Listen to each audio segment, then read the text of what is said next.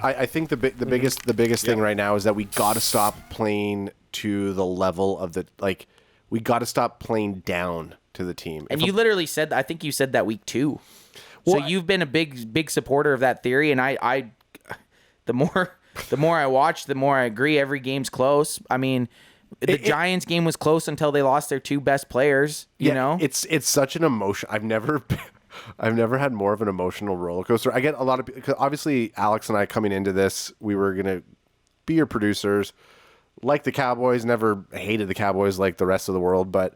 I saw dollar signs, baby. That's all. The fact is that like people ask, I didn't know you're that big of a Cowboys fan. It's like, well, listen, I didn't come into the season a big Cowboys fan, but when we've been talking about invested, invested. When we've been invested in them for 8 fucking months, talking about them every fucking week, it's like, man, it's such an emotional ride with the highs and the lows. And that last game was a big problem. So we talked about it at the start of this, at the start of the live stream for the game. We have to choke these teams out. Yeah, we have to. We can't let up, and every player like.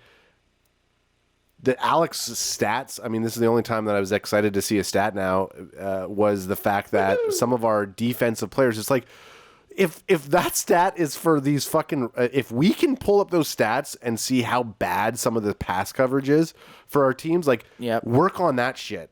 Work on that. 100%, like the 100%. Couldn't agree more. You can't like, look, this, and Patriots game was a perfect scenario. You can't rely on one defensive player to continue to carry you week over week. But he did, though. But I mean, he came out and scored a touchdown with 2 minutes left. You know, it was wild. So Trayvon Diggs, being your defensive player, he has a Aiden big Diggs' father. Yeah, Aiden Diggs' father. You have a big momentum shift like that, or you have a big like you just get the team momentum.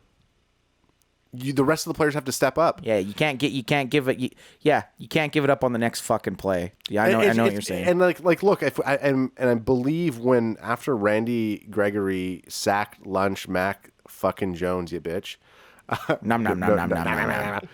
Got a sack lunch on Mac Attack. You little bitch.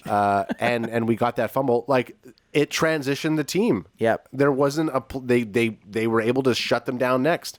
So it's just those things where you look at Anthony Brown, you look at KZ, and we even look at Micah Parsons. It's like, look, you guys just need to rearrange them to the depth. And that's why I said, maybe Dan Quinn knows something more than us, which I'm sure he does.